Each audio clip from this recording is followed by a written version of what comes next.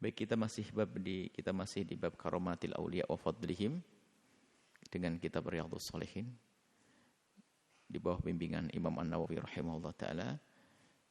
Kita sudah sampai kepada ayat selanjutnya. Kebiasaannya Imam Nawawi ingin mendatangkan ayat dulu baru hadis-hadisnya. Ini ayat-ayat yang menunjukkan bahwa keramat itu memang ada. Karamah amrun khariqun khariqun lil adati, kejadian yang tidak biasa, luar biasa, yang terjadi kepada orang yang mengikuti Nabi sallallahu alaihi wasallam. Enggak ada karamat kecuali bagi orang yang mengikuti syariat Nabi Muhammad. Kalau ada orang tidak mengikuti syariat Nabi Muhammad, punya kejadian yang luar biasa, itu namanya adalah sihir atau sesuatu yang terkutuk atau terhinakan. Jadi karamat hanya berlaku bagi orang yang dekat kepada Allah. Karena apa? Allah ingin memuliakan dia, ingin ditampakkan oleh Allah kemuliaan dia di antara hamba-hamba Allah. Atau yang kedua, karena Allah ingin memberikan pertolongan kepada mereka untuk sebuah hajat perjuangannya. Karamah. Gak ada karamah main-main. Itu sulap namanya. Nah, karamah main-main gak ada. Baik, kita lanjutkan tentang karamah yang terjadi pada yang disebutkan dalam Al-Quran. Ini kisah Sayyidatuna Maryam di saat beliau akan melahirkan di saat melahirkan Sayyidina Isa alaihissalam. Allah dalam Al-Quran, Allah mengisahkan tentang Sayyidatuna Maryam yang melahirkan di saat itu tidak ada makanan. Dan sebelumnya sudah ada kisah, atau setelah itu ya, ayat setelahnya, kisah bagaimana Siti Maryam mendapatkan kemuliaan dari Allah, dimudahkan untuk menjadi ahli ibadah, untuk bertabattul, berta'abbud di tempat peribadatan sampai mendapatkan makanan musim panas di musim dingin, makanan musim dingin pada waktu itu musim panas, dan seterusnya. Di antaranya sebelumnya ada ini, waktu melahirkan. Ini disebutkan dalam Al-Quran. Biarpun kisahnya ini lebih terakhir. Karena sebelum punya anak, ini waktu punya anak. Huzzi ilaiki bijid innakhlati. Waktu beliau di bawah pohon korma. Kemudian beliau mendapatkan ilham yang isinya adalah perintah agar menggoyangkan pohon korma. Kekuatan seorang wanita, Anda itu ada korma di depan pondok itu, coba digoyangkan kalau bisa. Ada yang gerak, nggak bakal ada yang gerak. Apalagi korma, yang korma pun punya tangkai, yang ia pun terikat dengan tangkai. Tapi diperintahkan untuk menggoyangkan pohon korma. Sakit aliki rutaban janiyah. Maka setelah itu lihat rutab yang jatuh, bukan kormanya. Rutab itu masih segar. Nah, bagaimana kok bisa terjadi yang demikian? Jadi dikurang begitu jatuh. Dan dimakan setelah itu. Fakuli washrabi. Makanlah wahai Maryam, washrabi, dan minumlah. Sayyidatuna Maryam bukanlah seorang nabi. Tapi diberi oleh Allah kejadian yang seperti itu. Tidak umum terjadi. Maka ini adalah namanya karamah. Dan layak Sayyidatuna Maryam mendapatkan karamah. Karena dialah wanita yang selama ini diwakafkan oleh keluarganya hanya untuk beribadah. Diwakafkan oleh ibundanya Hanna untuk dijadikan pengabdi di tempat ibadah, ngabdi kepada Allah saja. Lalu lahirlah Siti Maryam yang di saat beliau melahirkan Sayyidina Isa alaihissalam pun dalam keadaan seperti ini. Kemudian ayat selanjutnya. Ayat yang selanjutnya tentang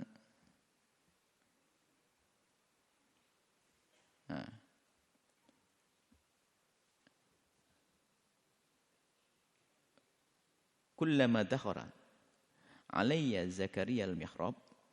Ya, ini kisah tentang Sayyidatina Maryam juga. Sayyidatina Maryam ini lanjutan kisah Sayyidatuna Maryam. Kullama dakhala alaiha Zakaria al-mihrab wajada 'indaha rizqa. Sayyidina Zakaria itu melihat Siti Maryam. Kapan melihat Siti Maryam di tempat beribadah itu? Enggak pernah pakai masak, enggak pernah bingung makanan. Cuman tiba-tiba ada hidangan, ada makanan yang sudah disiapkan di situ.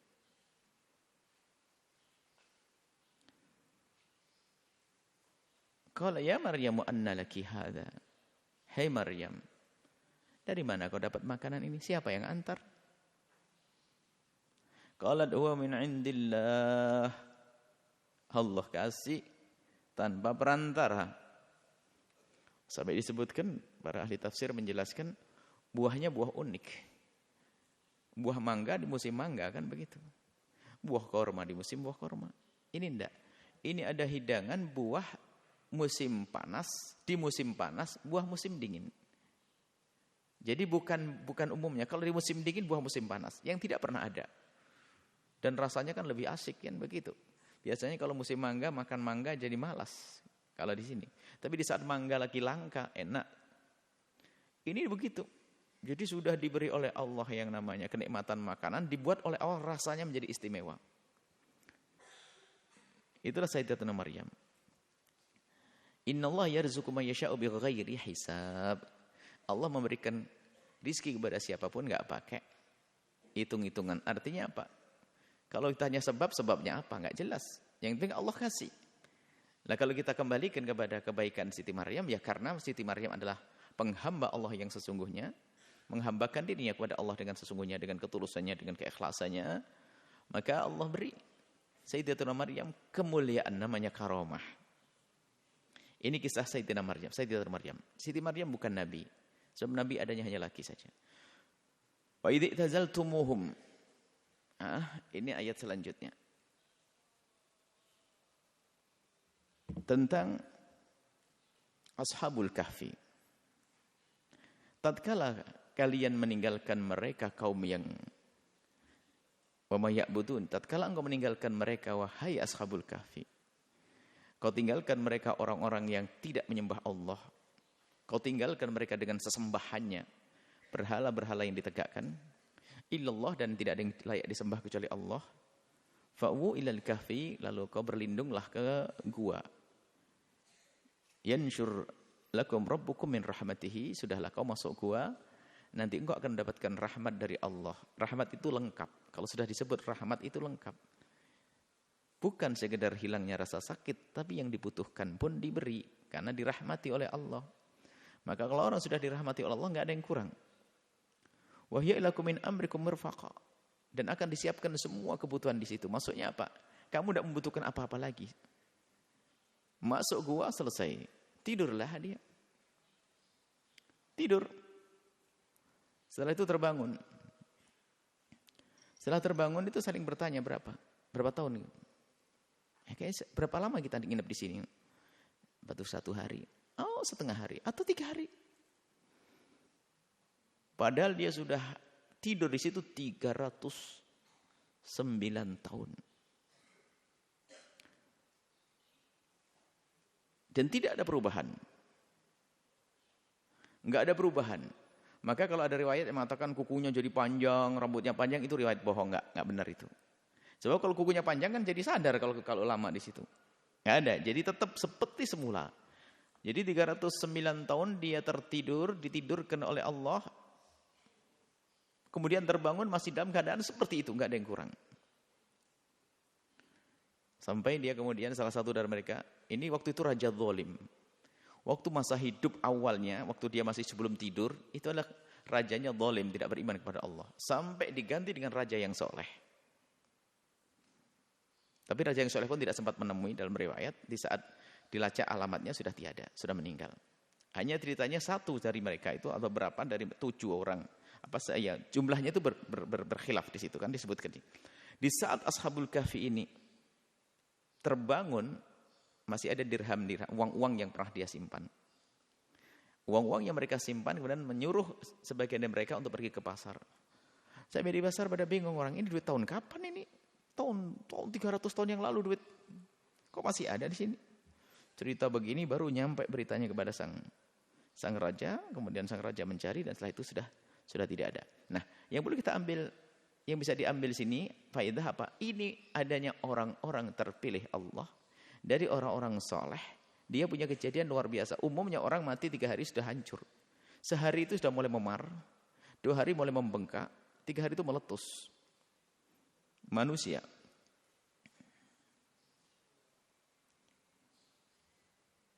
Wa yatara syamsa idza tala'at tazawaru an kafihim dhatal yamini wa idza gharabat taqriduhum dhatal shimali wa hum fi fajwatin minhu. Jadi teman keramat yang lain lagi, memang gua itu oleh Allah dijaga tidak pernah kena sinar. Waktu terbitnya matahari enggak kena, waktu terbenamnya juga enggak kena. Ya, seperti itu. Ini adalah gambaran tentang karomah. Artinya karomah terjadi kepada orang-orang terkasih Allah. Orang-orang yang Allah cintai, yaitu di sini kisah Ashabul Kahfi, dan disepakati mereka bukan nabi. Mereka orang-orang soleh. Baik, sekarang dari hadis-hadis Nabi. Ini seperti mendatangkan hujjah begitu Imam Nawawi. Dari hadis Nabi sallallahu alaihi wasallam,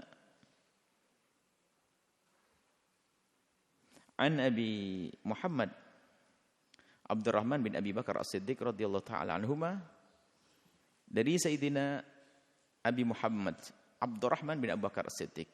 Abdurrahman putranya Sayyidina Abu Bakar Siddiq.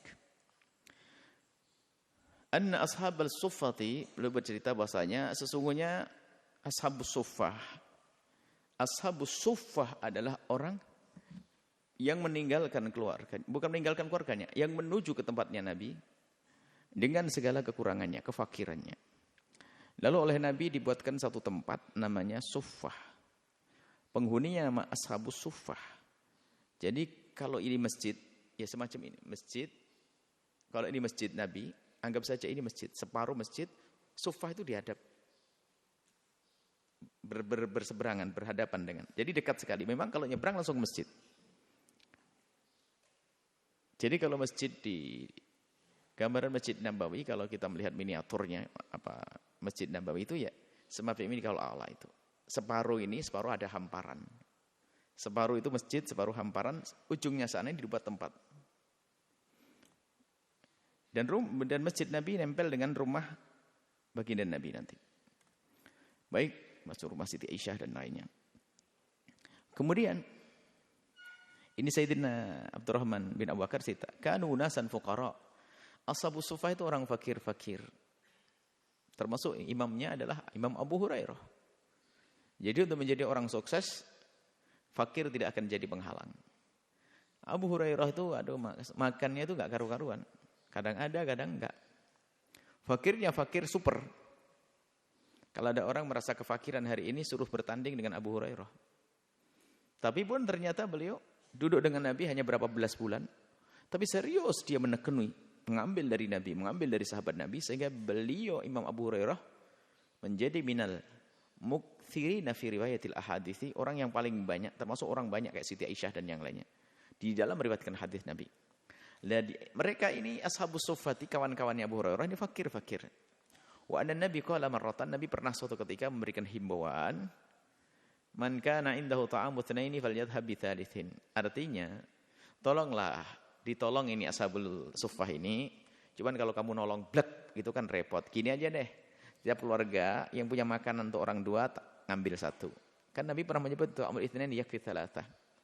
Jadi kalau kita itu makanan orang dua bisa dimakan bertiga. Kalau misalnya di rumah ada suami istri atau berdua, maka boleh ambil satu ashabus suffah diajak makan. Kalau kita berempat, tambah satu. Wa man kana indahu ta'amu arba'atin, kalau punya makanan untuk 4 orang, falyata bi khamisin bisadisin, 5 atau 6, tambah 2 enggak ada masalah. Artinya enggak kerasa nanti tanggung bersama. Ini yang perlu diambil faedah adalah tidak boleh kita menyerah dengan kelemahan kita di dalam menyelesaikan permasalahan bersama. Atau di dalam kita merencanakan sebuah perjuangan yang besar, enggak boleh kita menyerah dengan kekurangan kita. Akan tapi segala sesuatu kalau dipikul bersama menjadi ringan. Ashabul suffah orangnya banyak. Tapi di saat dibagi-bagi begitu ringan. Satu orang di bawah fulan, satu orang bawah sana, satu orang bawah sana. Mudah. Nah ini.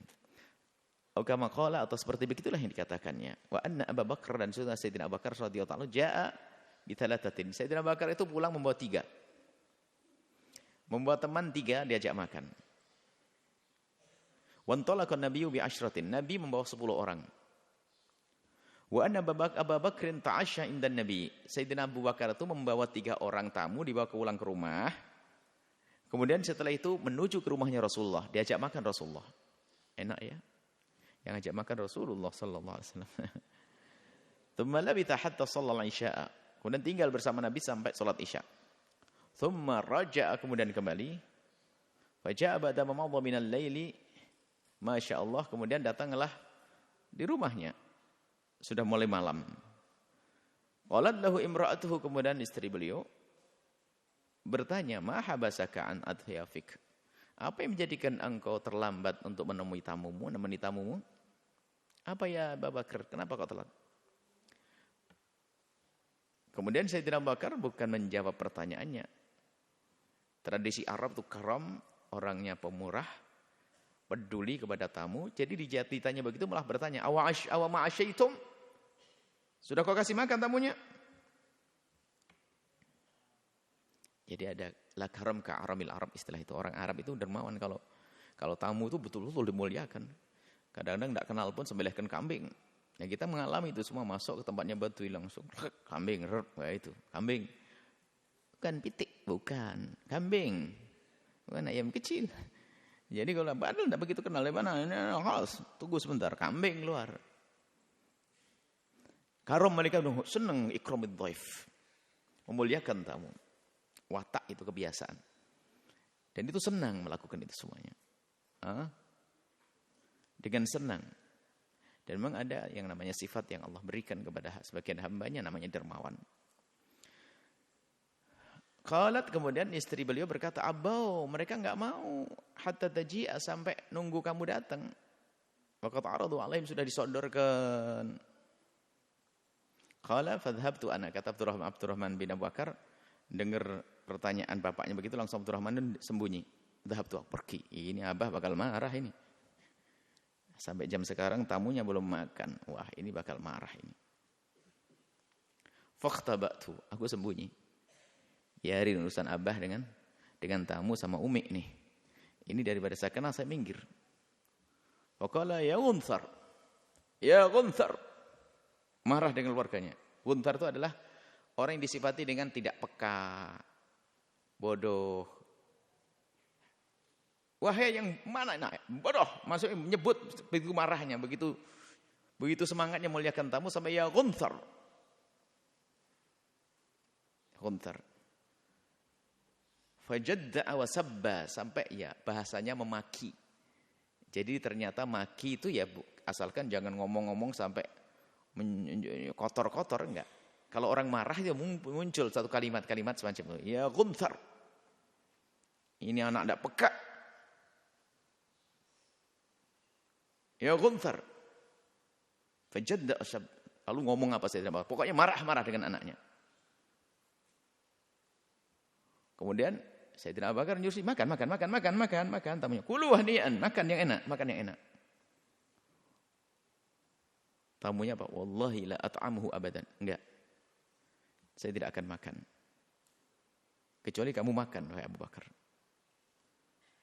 Qala wa aimullahi ma kunna na'khudhu min lukmatin. Wallahi la at'amuhu abadan. Enggak, ini ceritanya Sayyidina Abu Bakar yang sumpah. Aku tidak mau makan. Demi Allah saya tidak mau makan. Makan. Kalau kamu tidak makan, demi Allah saya tidak makan. Rupanya ini kisahnya panjang ya.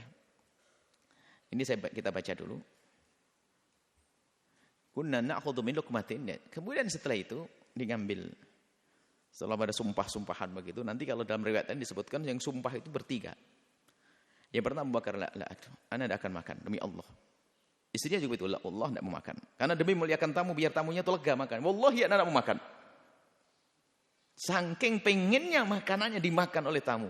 Sebab kadang kita makan nanti ya tuan rumah belum makan. Nah ini. Wallahi ana tidak mau makan ini. Sebab sudah tak serahkan kepadamu.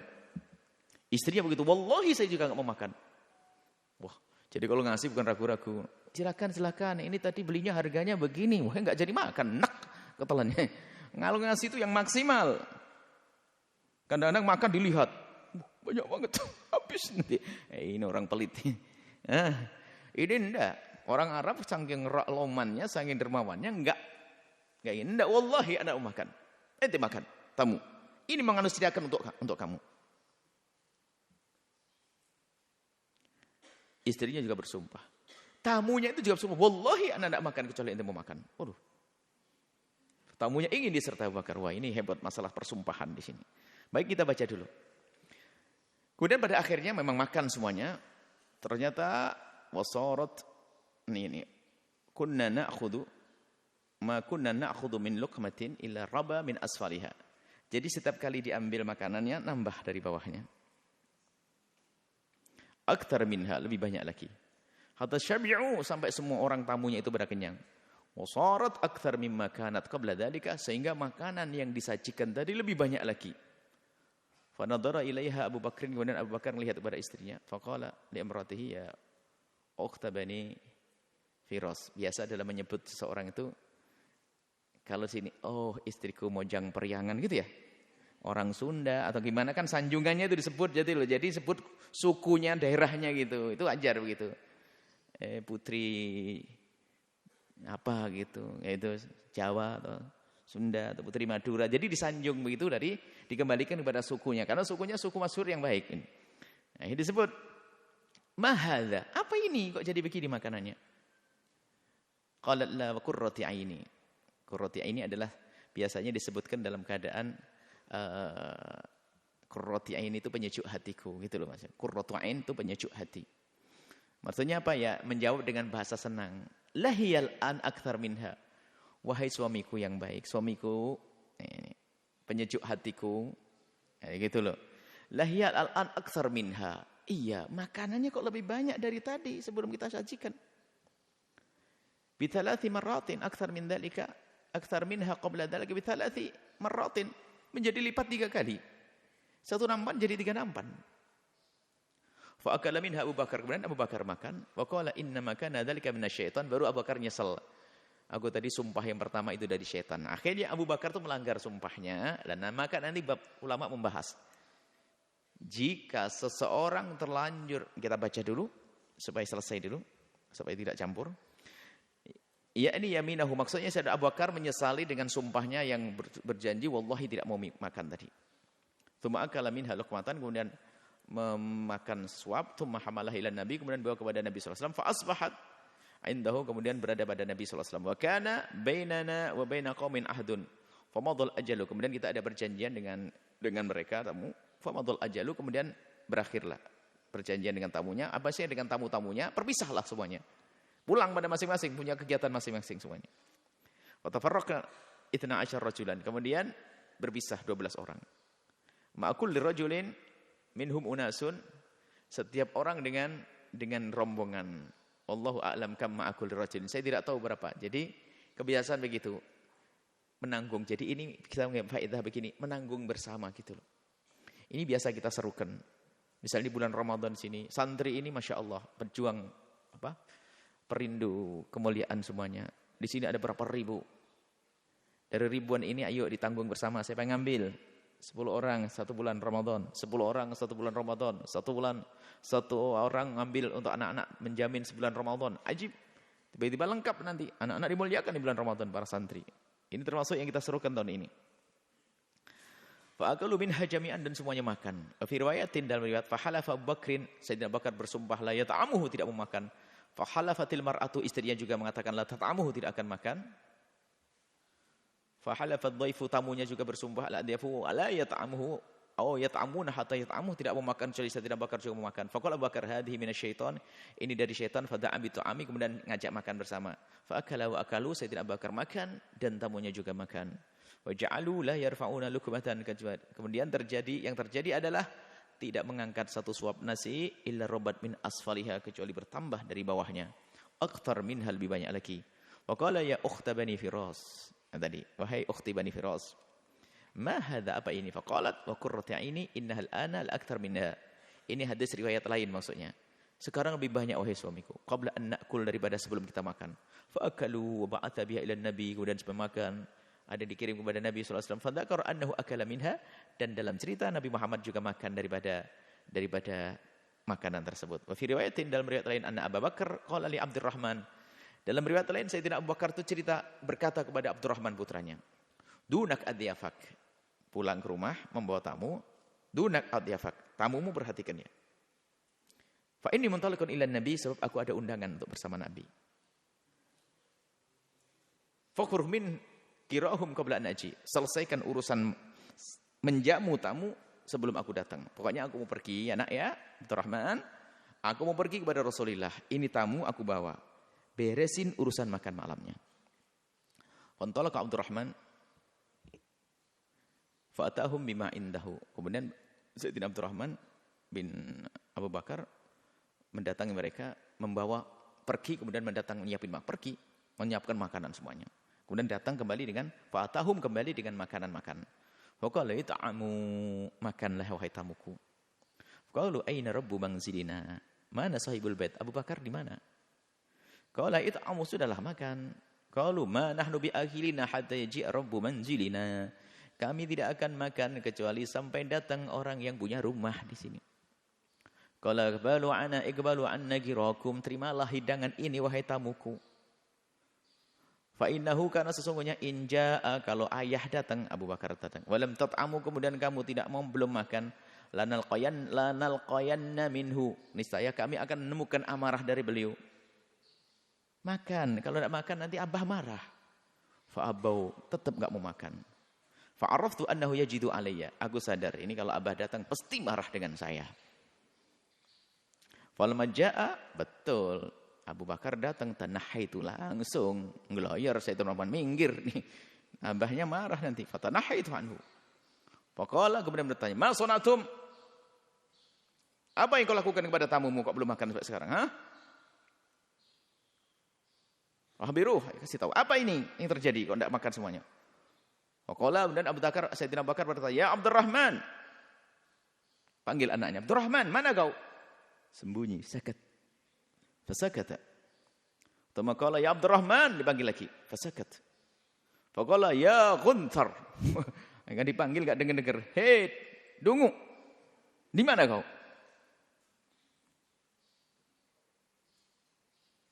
Aqsamtu alaik, demi Allah, in kunta tasma' sauti lam majid.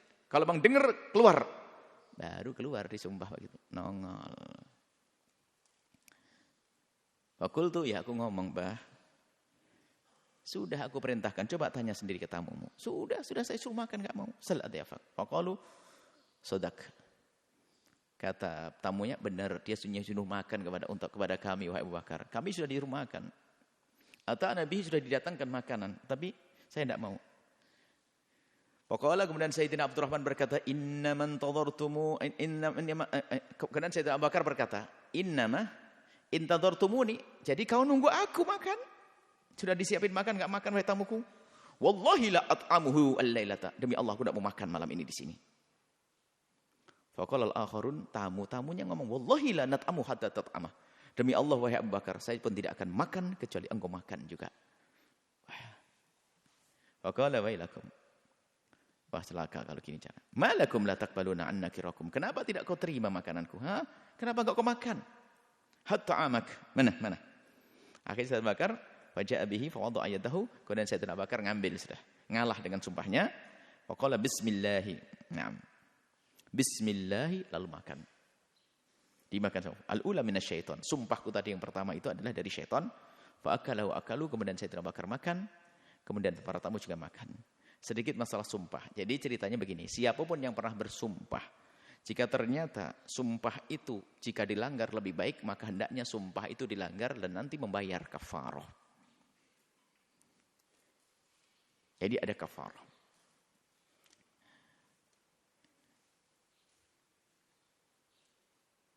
Jadi sumpah.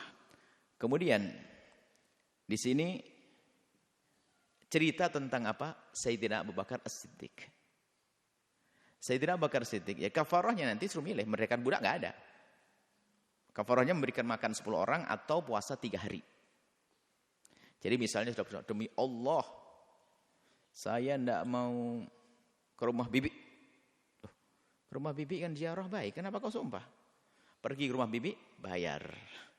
Biar dapat pahala 2. Karena sumpah sebab jika dilanggar lebih baik. Demi Allah saya tidak mau nolong tetangga saya itu, kurang ajar sama saya. Langgar. Tolong tetanggamu, langgar sumpahmu sambil bayar.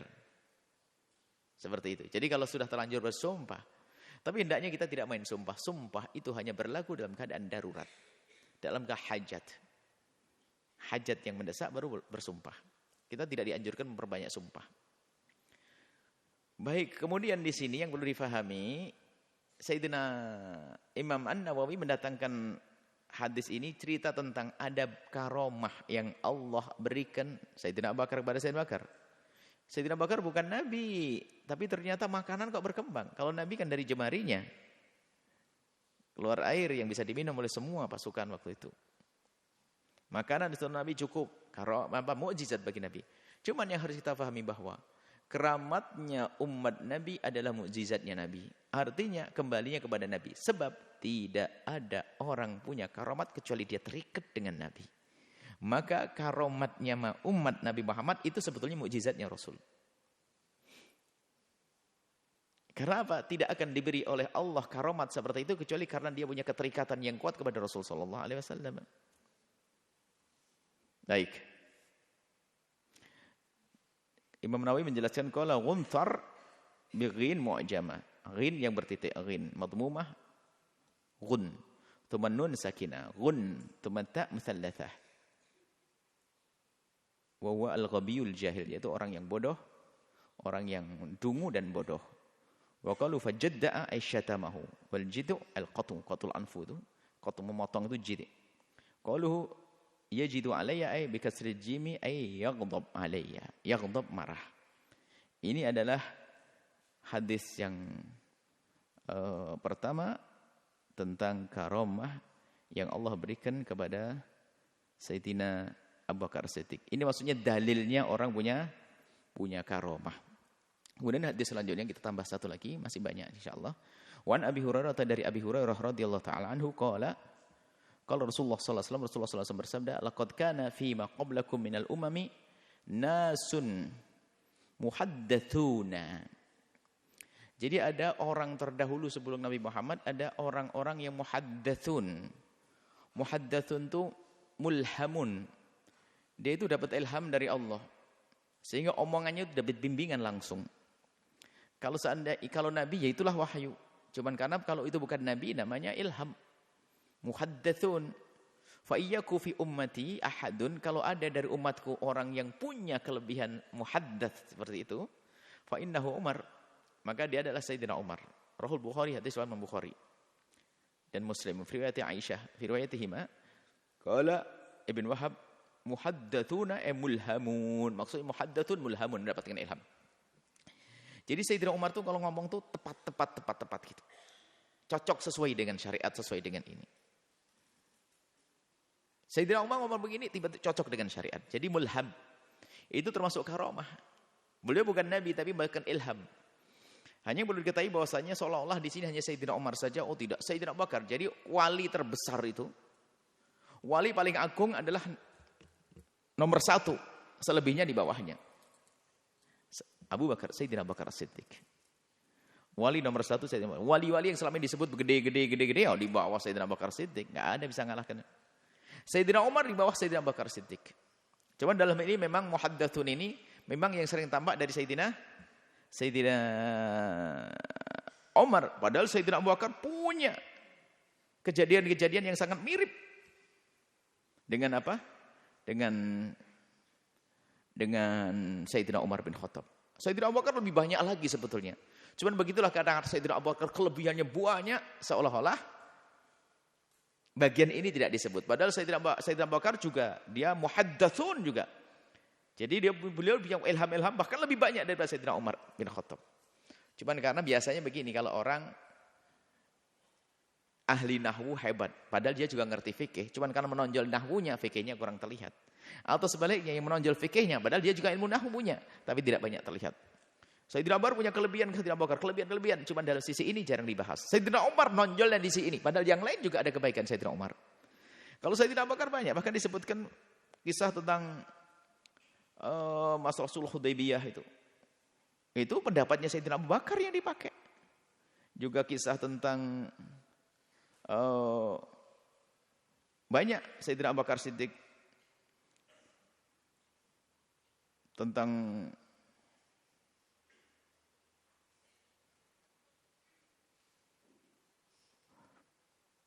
Banyak kalau kisah Abu Bakar tentang pendapat ide-ide Abu Bakar Siddiq.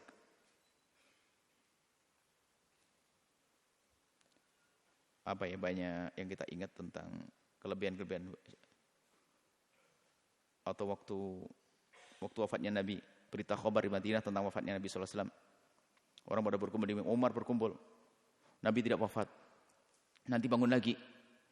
Nah, ternyata Sayyidina Abu Bakar langsung, Sayyidina Umar lupa ayat Al-Quran. Sayyidina Abu Bakar ingat Al-Quran tentang Nabi bakal wafat. Itu kan mulham. Yang lain pada lupa diingatkan. Banyak. Artinya Sayyidina Abu Bakar tetap lebih unggul daripada Sayyidina Umar. Cuman di sini kisahnya kisah menceritakan tentang sesuatu yang sangat tampak pada Sayyidina Umar waktu itu.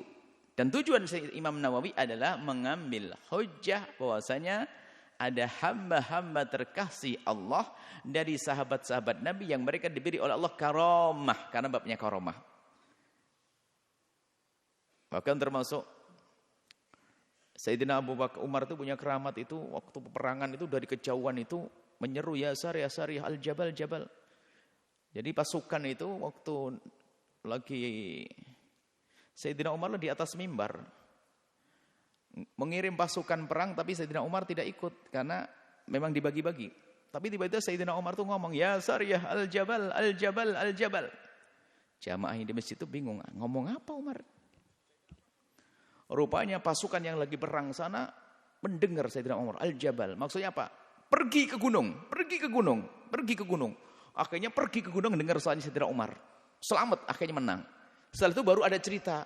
Kok dengar suara Umar? Baru saling ngadu cerita. Waktu di mimbar Sayyidina Umar tuh ngomong begitu. Barang tempatnya jauh Sayyidina Umar tahu. Namanya karamah. Al-Jabal, ya Sariyah. Al-Jabal, Al-Jabal, Al-Jabal. Ya gitulah. Jadi itu adalah karamah. Intinya bahwasanya keramat adalah ada dan diberikan oleh Allah kepada hamba-hamba terkasih Allah yang mereka mengikuti baginda Nabi Muhammad sallallahu alaihi wasallam. Dan karamat bagi para kekasih Allah adalah sesuatu yang menakutkan. Takut maksudnya mereka tidak mencari-cari begitu. Tiba-tiba diberi, apalagi keramat-keramat yang sifatnya menjadikan orang gampang terpesona. Mereka takut dirinya sendiri terlena. Oh iya sahabat dulu, anak tahu. Jadi gitu akhirnya. Yang enggak tahu pura-pura tahu. Akhirnya ngeramal-ramal. Oh ente gini ya. Oh jadi peramal akhirnya. Bahkan di antaranya keramat yang memberatkan bagi para kekasih Allah adalah keramat kasyf.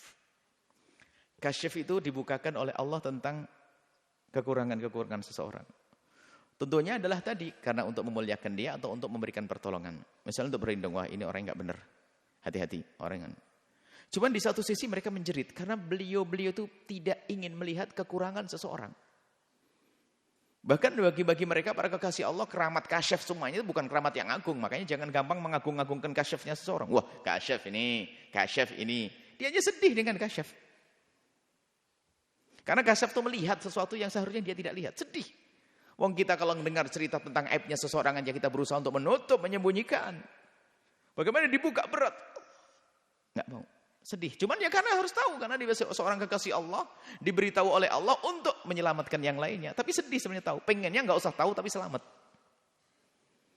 Oh, keramat yang lebih agung, paling agung adalah istiqomah. Istiqomah dalam ibadah. Istiqomah dalam meninggalkan kemaksiatan. Ini saja insya Allah kita lanjutkan pada pertemuan yang akan datang. Wallahu a'lam bishawab.